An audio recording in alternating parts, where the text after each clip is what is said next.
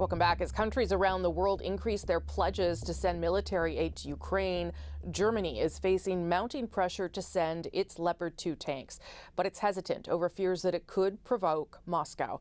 There are reports Germany won't send the tanks or allow other countries to send them unless the United States follows suit. Earlier, I spoke to Dan Rice. He's a special advisor to the commander-in-chief of the Ukrainian Armed Forces. We talked about those tanks, Russia's losses, and how long the war could last. Dan Rice, nice to see you. Appreciate you joining us from Ukraine. Honored to be here. Thank you for having me.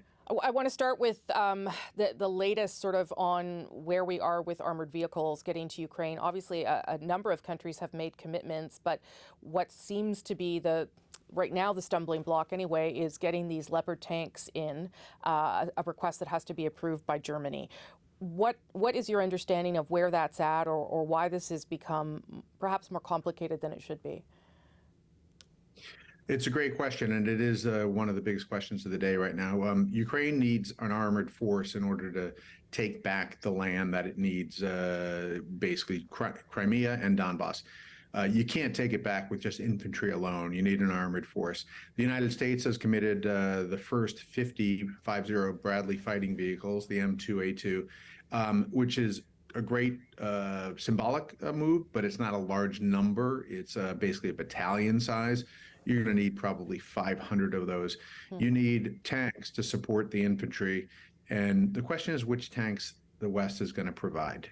And so there's a debate whether it should be the M1A1 or M1A2 Abrams tank supplied by the United States, or Leopard tanks, which are supplied by Germany. Germany controls the export license to all the countries. There's about a dozen Western countries that have the Leopard tank. So they technically should not be able to export it to Ukraine without Germany's support.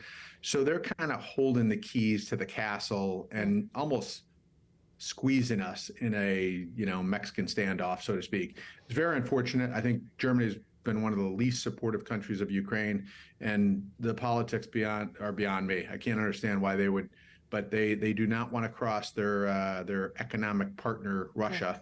And so they're holding us hostage, saying we have to send M1A1 tanks, Abrams tanks, if they're going to send Leopard tanks. So that's the summary of the situation. Yeah. It could change any day, and that's why they are in Ramstein trying to negotiate this. I'm hopeful that by the end of this meeting, we will have Leopard tanks and possibly Abrams tanks.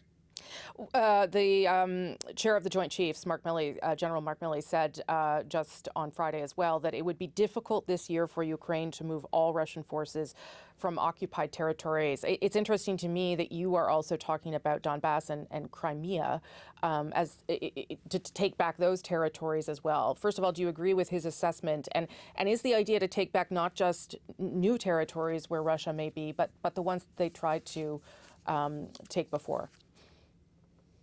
Well, I'm probably one of the rare few people who have traveled between Ukraine and met with General Zaluzhny, and then traveled and met with General Milley and gone back and forth. So I've had these discussions with both of them, and I do agree with both of their assessments. You plan for the war to go longer to 2024 and hope that it ends sooner with a Ukraine victory, but make sure that everyone, allies and the Russians, know we are committed to going through with this until all the territories are liberated. It could come sooner. The Russian casualty count is increasing daily. It used to be about 100 to 200 KI a day, killed in action a day. Now it's up to 600 to 800 a day. They are losing an enormous amount of troops. They have the ability to withstand casualties more than most countries. They actually kind of find glory and brag in it, but their army could collapse. Can't plan for that. You can hope for it. But in the meantime, if we give Ukraine enough of the right weapons and ammo, I'm confident this largest, most amazing army in Europe will win. You talked about Russia's, obviously, the devastation of its army. They have made another change again to its top military commander, the second change in about 3 months. What has happened here to the military, the collapse? Is it under, a mistaken strategy? Is it that there is no desire to do this by the Russian army? What is your assessment of why this has happened and why it has been so devastating for Russia?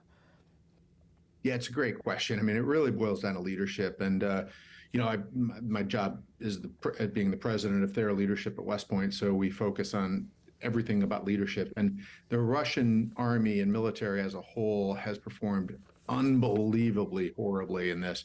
So they were a pure competitor to the United States, along with China, up until the invasion. And then their performance has shown they're not even close to the United States. I mean, we aren't even using most of our sophisticated weapons against them, and yet I say we as a Europe as a whole and NATO are beating them with really our lowest grade weapons and ammo. We're using regular howitzers, we're using javelins, which are anti-tank, we're using stingers, which are anti-aircraft, but we're not using our aircraft carriers, our F-22s, our F-35s, our ATACMs, our AMRAAM missiles. Like the majority of weapons and dual-purpose improved conventional munitions, which are cluster artillery shells, the things that we actually plan to defend against a Russian invasion, we're not using nearly any of them.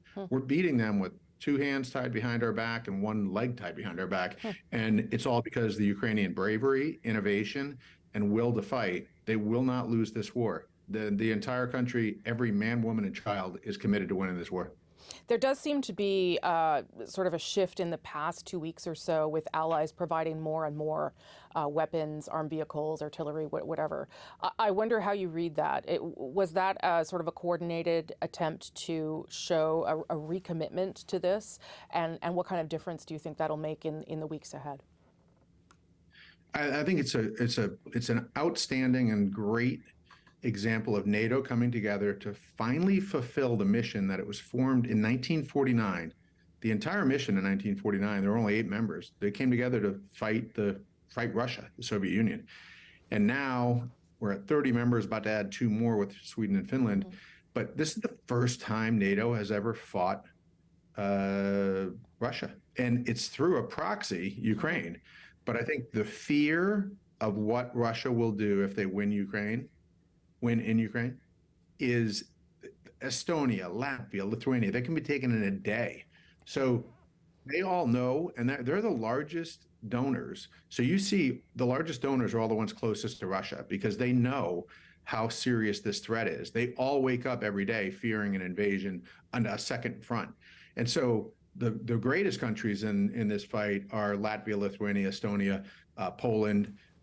The countries that are most challenged are further from the threat, and that's Germany, which right now, the whole tank debate boils down to Germany, and I'm incredibly disappointed in Germany. I think they've been a horrible supporter, and to say after the Holocaust that they'll never forget, I think they're failing to fulfill their mission.